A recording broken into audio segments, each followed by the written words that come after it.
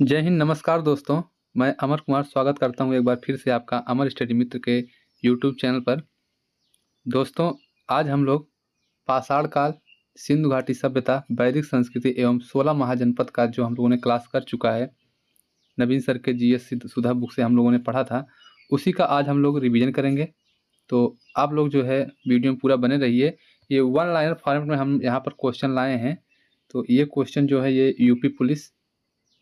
UP police में पूछा गया क्वेश्चन है, ठीक है। एसएससी जीडी में पूछे गए क्वेश्चन है और पीटी में भी पूछे गए क्वेश्चन यहाँ पर मैं लेकर आया हूँ। तो कोशिश करूँगा कि इन क्वेश्चनों के माध्यम से जो अब अभी तक हम लोगों ने वीडियो को देखकर हम लोगों ने लेक्चर पढ़ा था, जो जीएस नवीन सर का बुक जो हम लोगों ने पढ़ा था, तो उसको जो है हम लोग इस वीडियो के माध्यम से उसका रिवीजन करेंगे और अपने आप को जांचेंगे कि हमारी तैयारी कितनी बेहतर है। तो ठीक है, आइए स्टार्ट करते हैं हमारा आज का यह सेशन। सबसे पहले हम लोग पाषाण काल को देखेंगे। पाषाण काल से लगभग 20 से 25 क्वेश्चन रखे गए हैं। तो पाषाण काल, फिर उसके बाद सिंधु घाटी सभ्यता, वैदिक संस्कृति, वैदिक सभ्यता और 16 महाजनपद से क्वेश्चन है। तो आइए देखते हुए, पहला क्वेश्चन है, पाषाण युग को कुल कितने भागों में बांटा गया है? पाषाण युग को कुल कितने भागों में बांटा गया है? तो इसका सही जवाब होगा 3 भागों में बांटा गया है। कितने भागों में? 3 भागों में। कौन कौन से भाग थे? तो ये 3 भाग थे, पूरा पाषाण काल, मध्य पाषाण काल एवं नव पाषाण काल। ठीक है, इस तरह से इसको 3 भागों में बांटा गया था। नेक्स्ट क्वेश्चन है, दूसरा क्वेश्चन है, पूरा पाषाण युग का मुख्य आहार क्या था? यानी कि कहने का मतलब है कि पूरा पाषाण युग का मुख्य भोजन क्या था? तो ये था शिकार एवं वन्य फल। क्या था? शिकार एवं वन्य फल। वन्य फल मतलब वन से प्राप्त फल जो थे, ये उसके मुख्य आहार थे। वे शिकार करते थे और वन फलों का सेवन करते थे। ठीक है, नेक्स्ट क्वेश्चन है, तीसरा नंबर क्वेश्चन, कि भीमबेटका की गुफाएं कहाँ स्थित हैं? तो भीमबेटका की गुफाएं कहाँ स्थित है? मध्य प्रदेश में भीमबेटका की गुफाएं स्थित हैं। ठीक है, भीमबेटका की गुफाएं क्यों मतलब यहाँ क्वेश्चन पूछा क्यों गया, क्यों प्रसिद्ध हैं? तो यहाँ पर जो था पाषाण कालीन जो युग था, पूरा पाषाण काल, मध्य पाषाण काल, नव पाषाण काल, इससे संबंधित यहाँ पर चित्र मिलते हैं जो साक्ष्य देते हैं कि कोई सभ्यता थी जो यहाँ पर इन सब जगहों पर विकसित थी। ठीक है, नेक्स्ट क्वेश्चन आता है 4 नंबर का क्वेश्चन, कि पूरा पाषाण काल में कौन कौन से औजार प्रयुक्त होते थे? तो पूरा पाषाण काल में जो थे पत्थर के औजार प्रयुक्त होते थे। किसके औजार प्रयुक्त होते थे? पत्थर के औजार प्रयुक्त होते थे। हम लोगों ने पढ़ा था कि एक पेबुल संस्कृति, हम लोगों ने एक जगह पढ़ा था, पेबुल नामक पत्थर के औजार, चॉपर, चॉपिंग, इन तरह के औजार जो थे ये प्रचलन में थे। ठीक है, नेक्स्ट क्वेश्चन चलते हैं, नव पाषाण युग की प्रमुख विशेषता क्या थी? तो नव पाषाण युग की प्रमुख विशेषता ये थी कि नव पाषाण युग में कृषि का आरंभ हो चुका था। क्या हो चुका था? कृषि का आरंभ जो था वो नव पाषाण युग में हो गया था। ठीक है, नव पाषाण युग में और क्या क्या हुआ था? पहिए का आविष्कार हुआ था नव पाषाण युग में, पहिए का आविष्कार हुआ था। ठीक है, आग का प्रयोग करना सीख गए थे, आग, और कृषि का प्रारंभ हुआ था। ठीक है, इतने चीज़ें जो थे ये नव पाषाण युग में मानव सीख गया था। नेक्स्ट क्वेश्चन है, 6 नंबर का क्वेश्चन है, कि पशुपालन की शुरुआत किस युग में हुई थी? तो पशुपालन की शुरुआत जो थी ये भी नव पाषाण युग में हुआ था, पशुपालन का शुरुआत। ठीक है, नेक्स्ट क्वेश्चन है, भारत में नव पाषाण युग का प्रमुख स्थल कौन सा है? तो नव पाषाण युग का प्रमुख स्थल है मेहरगढ़, जो कि बलूचिस्तान में स्थित है। बलूचिस्तान अब जो है ये पाकिस्तान का क्षेत्र हो गया है। ठीक है, आगे चलते हैं, 8 नंबर का क्वेश्चन है, कि मध्य पाषाण युग में प्रमुख खाद्य साधन क्या थे? मध्य पाषाण युग में प्रमुख खाद्य साधन क्या थे? मध्य पाषाण युग के जो मानव था वह क्या खाता था? तो मछली और शिकार इसके मुख्य साधन थे, शिकार करके वह खाता था। ठीक है, नेक्स्ट क्वेश्चन 9 नंबर का, सबसे पहले उपयोग में लाई गई धातु कौन सी है? तो सबसे पहले उपयोग में लाई गई धातु जो थी ये तांबा था। तांबे का साक्ष्य कहाँ मिलता है? तो तांबे का साक्ष्य अतरंजी खेड़ा नामक स्थान से देखने को मिलता है। कहाँ? अतरंजी खेड़ा नामक स्थान से देखने को मिलता है। ठीक है, नेक्स्ट क्वेश्चन है 10 नंबर का क्वेश्चन, कि ताम्र पाषाण युग को क्या कहा जाता है? ताम्र पाषाण युग को चालकोलिथिक युग भी कहा जाता है। क्या कहा जाता है? चालकोलिथिक युग भी ताम्र पाषाण युग को कहा जाता है। नेक्स्ट है 11 नंबर, पाषाण युग की जानकारी किसके माध्यम से मिलती है? पाषाण युग की जानकारी जो थी ये चित्रों से और औजारों से मिलती है। जो उत्खनन से प्राप्त जो चित्र और औजार देखने को मिलते हैं, उनसे जो है पाषाण काल के बारे में जानकारी प्राप्त होती है। ठीक है, इतना समझ में आया। नेक्स्ट 12 नंबर क्वेश्चन है कि पाषाण काल के लोग किस पर चित्र बनाते थे? पाषाण काल के लोग किस पर चित्र बनाते थे? तो गुफाओं की दीवारों पर चित्र बनाते थे। अभी हम लोगों ने पढ़ा भीमबेटका की गुफाएं जो मध्य प्रदेश में हैं, उन गुफाओं की दीवारों पर इस तरह के चित्र पेंटिंग देखने को मिलती है। तो दोस्तों, हाँ, अगर वीडियो आप लोग को अच्छा लगा, वीडियो लाइक कर दीजिएगा। और किसी को अगर कोई क्यूरी हो कि सर ये सीरीज रखा जाए इस तरह का बीच बीच में, कि जैसे हम लोगों ने 3-4 टॉपिक पढ़े, 3-4 क्लास हम लोगों ने किया, तो उससे संबंधित क्वेश्चन का वन लाइनर फॉर्मेट में हम उसका रिवीजन कर लें, तो अच्छा रहेगा या नहीं रहेगा, इसके लिए अगर आप लोगों का कोई सजेशन हो तो आप लोग कमेंट बॉक्स में सजेस्ट कर सकते हैं। ठीक है, आगे चलते हैं। और हाँ, और पीडीएफ चाहिए तो पीडीएफ के लिए हमारा जो टेलीग्राम चैनल है अमर स्टडी मित्र, तो इसको जो है अमर स्टडी मित्र, इसको आप लोग ज्वाइन कर लीजिए। ठीक है, नेक्स्ट देखते हैं कि पाषाण युग की जानकारी किसके माध्यम से मिलती है? तो पाषाण युग की जानकारी औजारों और चित्रों के माध्यम से मिलती है। अगला है 12 नंबर का क्वेश्चन कि पाषाण काल के लोग किस पर चित्र बनाते थे? गुफाओं की दीवारों पर। ठीक है, 13 नंबर क्वेश्चन है अगला। नेक्स्ट, नव पाषाण युग के लोग किस वस्त्र का उपयोग करते थे? तो ये पेड़ों की छाल का उपयोग करते थे, क्योंकि उनको जानकारी थी नहीं, तो ये लोग पत्ते और पेड़ों की छाल का उपयोग करके वस्त्र बनाते थे। बनाते क्या थे, उसी को मतलब लपेटते थे। नेक्स्ट है 14 नंबर का क्वेश्चन है कि ताम्र पाषाण युग में किस मिट्टी के पात्र पाए गए? किस मिट्टी के पात्र पाए गए हैं? तो काली और लाल मृतभांड जो थे, ये ताम्र पाषाण के लोग जो है इस मिट्टी के पात्र पाए गए थे, काली और लाल मृतभांड का साक्ष्य। ठीक है, नेक्स्ट चलते हैं। अगला क्वेश्चन, कुपगल्लू स्थल किस राज्य में है? तो ये कर्नाटक में है। कहाँ पर है? कर्नाटक में है। नेक्स्ट है, आदिमानव का प्रमुख हथियार क्या था? तो आदिमानव का प्रमुख हथियार क्या था? पत्थर से बने औजार। ठीक है, इस तरह से हम लोग समझेंगे। सबसे प्राचीन काल को क्या कहते हैं? नेक्स्ट क्वेश्चन, सबसे प्राचीन काल को क्या कहते हैं? तो सबसे प्राचीन काल को पूरा पाषाण कहते हैं। पूरा पाषाण काल को जो नवीन सर की बुक है उसमें भी 3 तरह से बांटा गया था: निम्न पूरा पाषाण काल, मध्य पूरा पाषाण काल और निम्न पूरा पाषाण काल, मध्य पूरा पाषाण काल और क्या था, उत्तर पूरा पाषाण काल। ऐसे करके उसको 3 तरह से बांटा गया था। ठीक है, नेक्स्ट चलते हैं। तो 18 नंबर का क्वेश्चन है कि कृषि का प्रारंभ किस युग में हुआ? तो कृषि का प्रारंभ जो था ये नव पाषाण काल में हुआ था। कब हुआ था? नव पाषाण काल में हुआ था। रिपीटेड क्वेश्चन आ गया था। नेक्स्ट है, आरी जैसी आकृति वाले औजार किस काल में थे? तो ये मध्य पाषाण काल में देखने को मिलते हैं, आरी जैसे आकृति वाले जो थे औजार। दोस्तों, ये वीडियो जो है बहुत ही हेल्पफुल है, क्योंकि ये प्रीवियस ईयर क्वेश्चन है। SSC GD, UP police, railway जैसे एग्जामों में ये क्वेश्चन पूछे गए थे, और मैं इनको खोज के एक वीडियो के माध्यम से आप लोगों के समक्ष प्रस्तुत किया हूँ। तो मेहनत लगती है, तो थोड़ा सा सपोर्ट कीजिए आप लोग। 20 नंबर का क्वेश्चन है कि रॉक पेंटिंग सबसे अधिक कहाँ मिली है? ठीक है, आइए, रॉक पेंटिंग सबसे अधिक कहाँ मिली? रॉक पेंटिंग मतलब पत्थरों पर चित्र, तो ये जो था ये भीमबेटका में मिली थी। भीमबेटका मध्य प्रदेश में जो है, इस गुफा में रॉक पेंटिंग सबसे ज़्यादा देखने को मिलती है। ठीक है, नेक्स्ट है, नव पाषाण युग में आवास किसका प्रतीक है? तो नव पाषाण युग में आवास जो था ये बसने की प्रवृत्ति है, थी कि यहाँ पर मानव बसते थे। ठीक, अगला क्वेश्चन है, पालतू जानवरों का प्रमाण सबसे पहले किस काल में मिलता है? पालतू जानवरों का प्रमाण सबसे पहले किस काल में मिलता है? तो नव पाषाण काल में मिलता है। किस जानवर का? मानव का पहला पालतू जानवर कौन सा था? तो कुत्ता जो था, इसके साक्ष्य मिले हैं। ये मानव का सबसे पहला पालतू जानवर था। ठीक है, नेक्स्ट है, ताम्र पाषाण युग में सबसे अधिक तांबे की खोज कहाँ हुई थी? तो राजस्थान में सबसे अधिक तांबे की खोज हुई थी। ठीक, आगे बढ़ते हैं। 24 नंबर क्वेश्चन है कि पाषाण युग के लोग किस जीवन पद्धति का पालन करते थे? तो घुमंतु जीवन पद्धति का ये लोग पालन करते थे, कभी यहाँ तो कभी वहाँ, इस तरह से घूमते हुए ये लोग अपना जीवन व्यतीत करते थे। नेक्स्ट है 25 नंबर, नव पाषाण युग में किसका विकास हुआ था? नव पाषाण युग में तो बर्तन का और कुटियों का विकास जो था ये नव पाषाण युग में देखने को मिलता है। तो हम लोगों ने लगभग 25 क्वेश्चन जो था ये पाषाण युग से पढ़ा, पाषाण काल से पढ़ा। अब हम लोग सिंधु घाटी सभ्यता को पढ़ेंगे। इससे संबंधित जो भी क्वेश्चन अभी तक बने हैं इसको हम लोग देखते हैं। ठीक है, 25 नंबर क्वेश्चन है कि सिंधु घाटी सभ्यता किस युग की थी? किस युग की थी मतलब ये कांस्य युगीन सभ्यता थी, कांस्य युग से संबंधित थी। ठीक है, नेक्स्ट है सिंधु घाटी सभ्यता का प्रमुख नगर कौन सा था? तो सिंधु घाटी सभ्यता का प्रमुख नगर हड़प्पा था। कौन था?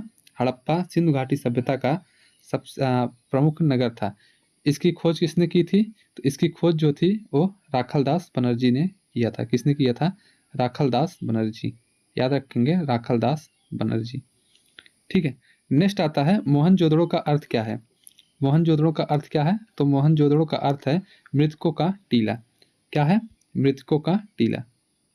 मोहनजोदड़ो का अर्थ है मृतकों का टीला। आप लोग हम लोग पढ़ेंगे, देखते हैं कि हम लोगों ने पढ़ा था और कई स्थल पढ़े थे जिसके अलग अलग नाम थे। तो मोहनजोदड़ो का हो गया मृतकों का टीला। काली चूड़ियाँ या काले रंग की चूड़ियाँ, ये किसको कहा जाता था? काली चूड़ियाँ, तो ये कहा जाता था कालीबंगा को। किसको कहा जाता था? कालीबंगा को। ठीक है, राइटिंग पर मत जाइएगा, राइटिंग बहुत अच्छी है मेरी। ठीक, किसको कहा जाता था? कालीबंगा को कहा जाता था। फिर हम लोग बात करेंगे क्या? सफ़ेद कुआं। सफ़ेद कुआं किसको कहा जाता था? तो धौलावीरा को सफ़ेद कुआं कहा जाता था। धौलावीरा को सफ़ेद कुआं कहा जाता था। हड़प्पा को तोरण नगर का द्वार, हाँ तोरण नगर का द्वार, हड़प्पा को तोरण नगर का द्वार कहा जाता था। ठीक है, इस तरह से कुछ स्थल थे जिनका नाम था, जिनको और नामों से जाना जाता है। जैसे लोथल को लघु मोहनजोदड़ो कहते हैं। लोथल को लघु मोहनजोदड़ो, यहाँ से भी क्वेश्चन बन सकता है कि लघु मोहनजोदड़ो किसे कहते हैं? तो लोथल को लघु मोहनजोदड़ो कहते हैं। ठीक है, इसको आप लोग याद रखेंगे। आगे बढ़ते हैं। फिर अगला क्वेश्चन है 28 नंबर का क्वेश्चन है कि सिंधु सभ्यता की लिपि कौन सी थी?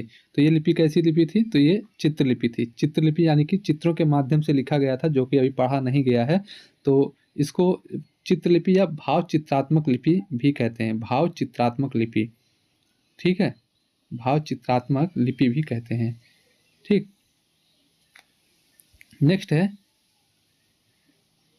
सिंधु सभ्यता का सबसे बड़ा स्थल कौन सा है? तो राखीगढ़ी, जो कि हरियाणा में है, ये सिंधु घाटी का सबसे बड़ा स्थल है। नेक्स्ट, सिंधु सभ्यता की खोज किसने की थी? तो दयाराम साहनी ने सिंधु सभ्यता की खोज की थी। 1921 ईस्वी में दयाराम साहनी ने सिंधु घाटी सभ्यता की खोज की थी। आगे बढ़ते हैं। आगे है 31 नंबर क्वेश्चन है कि मोहनजोदड़ो की खुदाई किसने की थी? तो R.D. बनर्जी यानी कि राखालदास बनर्जी या राखालदास बनर्जी ने इसकी खोज की थी, मोहनजोदड़ो की खोज की थी। नेक्स्ट है सिंधु सभ्यता की प्रमुख विशेषता क्या थी? तो सिंधु सभ्यता की प्रमुख विशेषता थी नगर नियोजन, क्योंकि यहाँ पर नगरीय व्यवस्था थी। या जो सिंधु सभ्यता थी, यहाँ सड़कें जो थी पक्की सड़कें बनी थी, समकोण में सड़कें बनी थी। तो ये व्यवस्था जो थी, ये नगर नियोजन इसकी प्रमुख विशेषता थी। ठीक है, 33 नंबर का क्वेश्चन है ग्रेट बाथ या महान स्नानागार कहाँ मिलता है? तो महान स्नानागार जो है ये मोहनजोदड़ो में देखने को मिलता है। कहाँ था इसके साक्ष्य मिले हैं?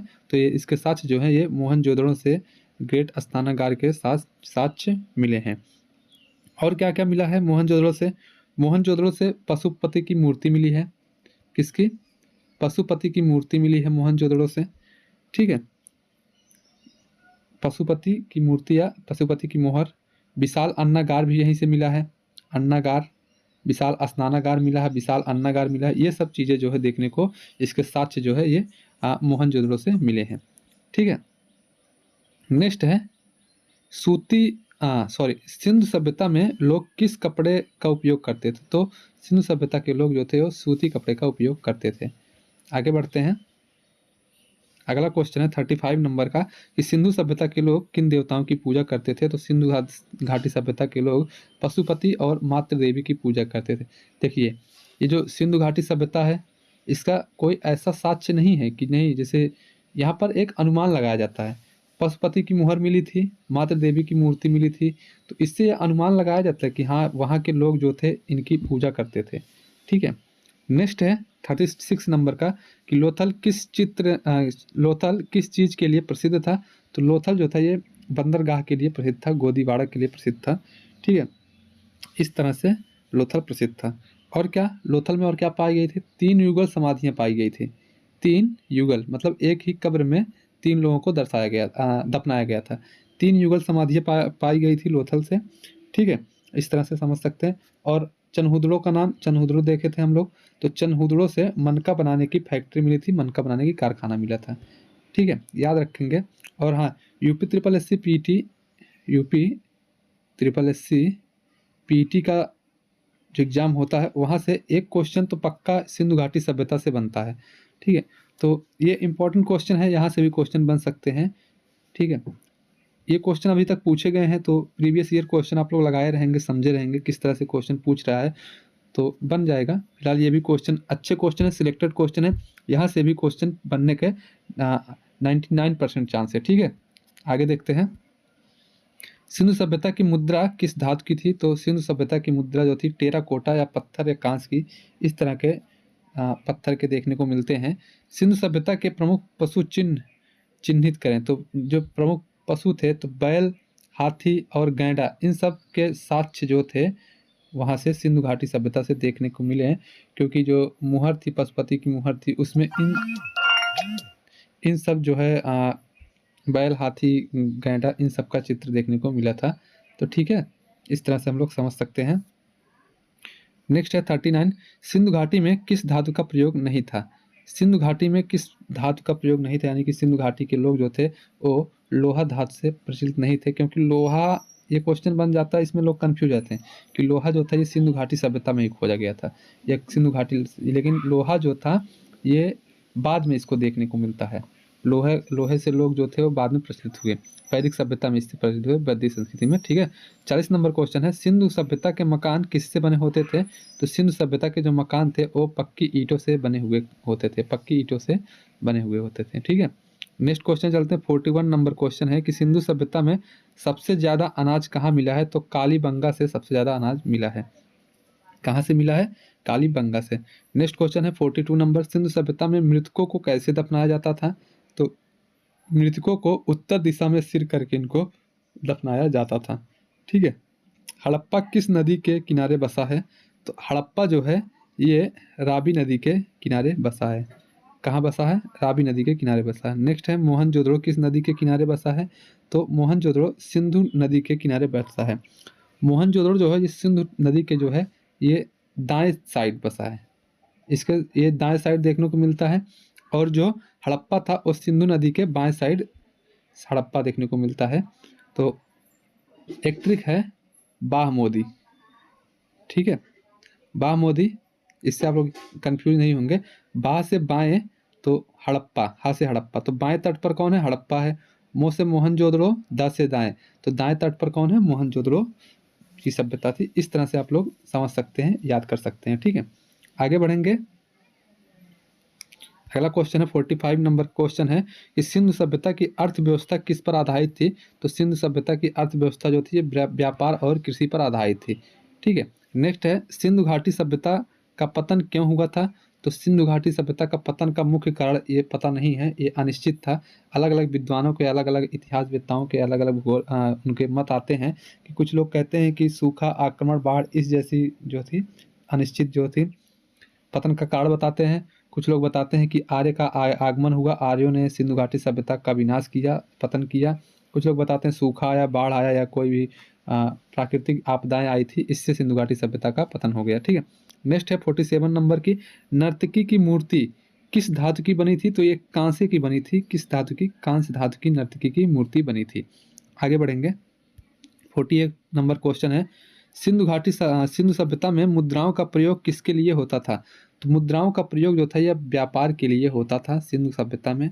सिंधु सभ्यता का धार्मिक जीवन कैसा था? तो सिंधु सभ्यता का धार्मिक जीवन जो था ये प्रकृति प्रेमी था, प्रकृति पूजक था, यानी कि प्रकृति की पूजा करते थे, मातृ देवी की पूजा करते थे।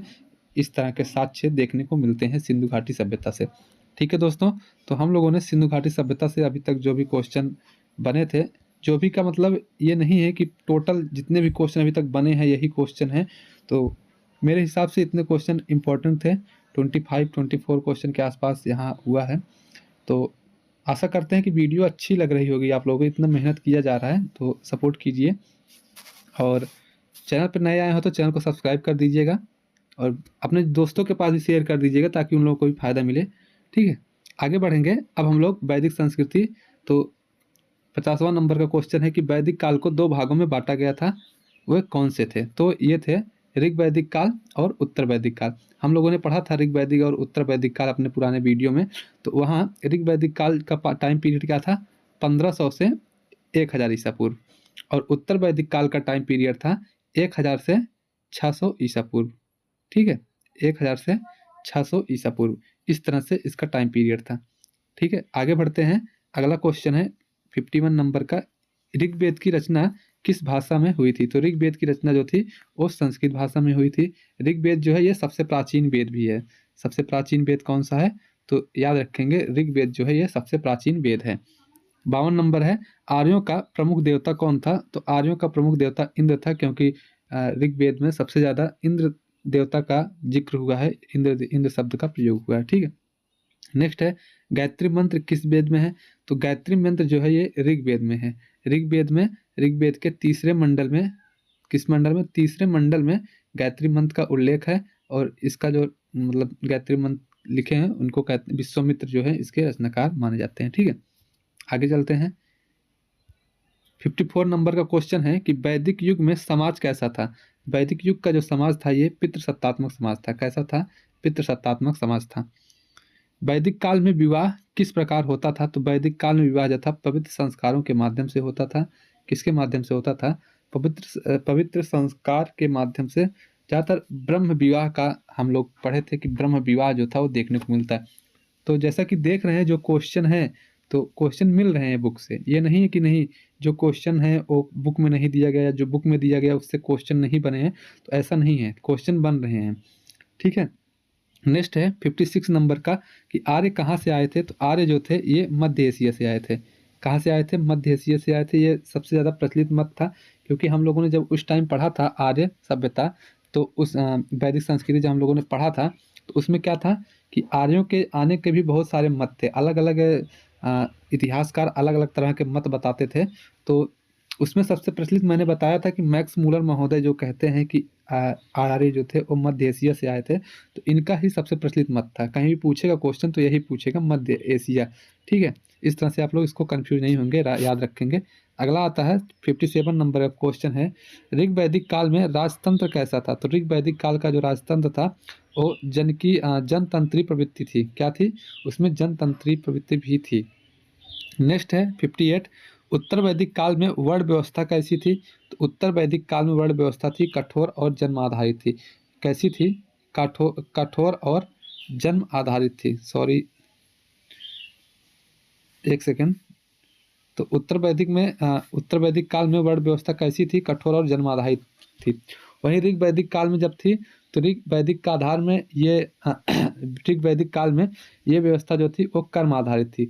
जो जैसा कर्म करता था, जो जिस तरह के कार्य करता था, उसको उस तरह के मतलब वर्ण व्यवस्था में, उसमें वर्ण में रखा गया था। और वही उत्तर वैदिक में आते आते ये बहुत कठोर हो गया। जो जिसके घर जन्म लेता था उसको वही मतलब वर्ण में रखा गया। ठीक है, 59 क्वेश्चन है, अश्वमेध यज्ञ का क्या उद्देश्य था? तो अश्वमेध यज्ञ का उद्देश्य होता था कि साम्राज्य की स्थापना के लिए अश्वमेध यज्ञ कराया जाता था। साम्राज्य में शांति के लिए अश्वमेध यज्ञ कराया जाता था। ठीक है, 60 नंबर का क्वेश्चन है, ऋग्वेद में कितने सूक्त हैं? कितने सूक्त हैं ऋग्वेद में? तो ऋग्वेद में 1028 सूक्त हैं, और इसमें जो थे 10 मंडल थे। कितने? 10 मंडल हैं, 1028 सूक्त हैं, याद रखेंगे। नेक्स्ट है, वैदिक काल की प्रमुख नदी कौन सी है? प्रमुख नदी कौन सी है? तो सरस्वती नदी का सबसे ज़्यादा वेदों में, ऋग्वेद में सबसे ज़्यादा जिक्र जो है सरस्वती नदी का हुआ है।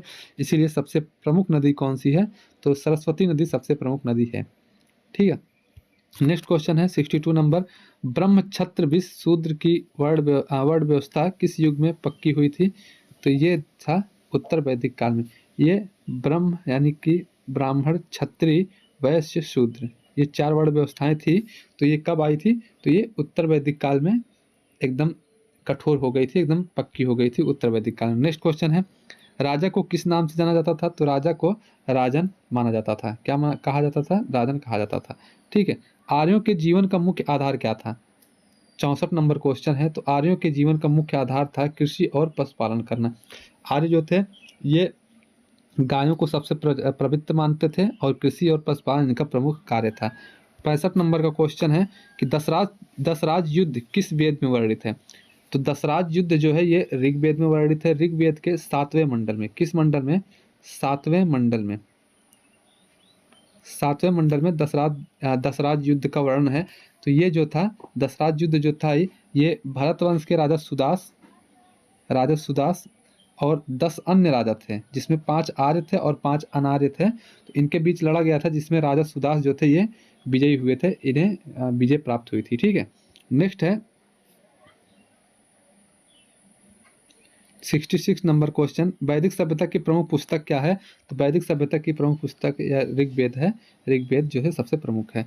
सप्त सिंधु क्षेत्र किस सभ्यता से जुड़ा है? तो वैदिक सभ्यता से सप्त सिंधु क्षेत्र जुड़ा है, यानी कि 7 नदियों का जो सिंधु की सहायक नदियाँ थी उनसे संबंधित जो क्षेत्र था उसी को वैदिक सभ्यता से जुड़ा माना जाता है। ठीक है, 68 नंबर का क्वेश्चन है, वेदों की संख्या कितनी है? तो वेदों की संख्या कितनी है? 4 वेद हैं। कौन कौन से? ऋग्वेद, सामवेद, यजुर्वेद और अथर्ववेद।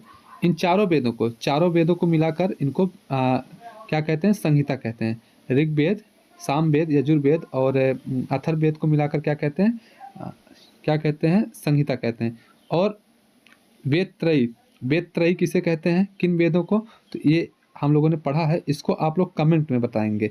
आप लोग कमेंट में अपना रिस्पांस देंगे कि वेद त्रयी किसे कहते हैं, और वीडियो कैसा लगता है ये भी आप लोग कमेंट में जरूर बताया करें। ठीक है, नेक्स्ट है 69, सबसे प्राचीन वेद कौन सा है? तो सबसे प्राचीन वेद जो है वो ऋग्वेद है। अगला है, शिक्षा का प्रमुख केंद्र क्या था? तो शिक्षा का प्रमुख केंद्र जो था वो गुरुकुल था। वैदिक काल में शिक्षा का प्रमुख केंद्र जो था वो गुरुकुल था। नेक्स्ट आते हैं 71 नंबर क्वेश्चन है कि वैदिक काल में स्त्रियों को क्या अधिकार प्राप्त थे? तो वैदिक काल में स्त्रियों को शिक्षा और यज्ञ का अधिकार प्राप्त था। ठीक है, 72 है, उपनिषद किस विषय से संबंधित है? तो उपनिषद जो था ये दर्शन से संबंधित है। पुराणों की कुल संख्या कितनी है? नेक्स्ट क्वेश्चन, पुराणों की संख्या कितनी है? तो 18 पुराण है। ठीक है, उत्तर वैदिक काल में किस ग्रंथ में राजनीति का वर्णन है? तो अथर्ववेद में किसका वर्णन है? राजनीति का वर्णन है। हाँ, पुराणों से एक क्वेश्चन बनता है कि सत्यमेव जयते ये किस उपनिषद से लिया गया है? तो ये मुंडकोपनिषद से लिया गया है। आप लोग इसको याद रखेंगे, मुंडकोपनिषद से सत्यमेव जयते शब्द लिया गया है। ठीक है, अब हम लोग 74 क्वेश्चन हो गया है। अब हम लोग महाजनपदों के बारे में पढ़ेंगे, जो 16 महाजनपद थे। इसको भी हम लोगों ने पढ़ लिया था GS सुधा बुक से। अब इससे संबंधित जो भी प्रश्न है इसको हम लोग देखेंगे, तो वीडियो में बने रहिए। टोटल 100 क्वेश्चन है वीडियो में, इसमें 100 क्वेश्चन है, 100 क्वेश्चन के आसपास है, तो हम लोग पढ़ेंगे अच्छे से।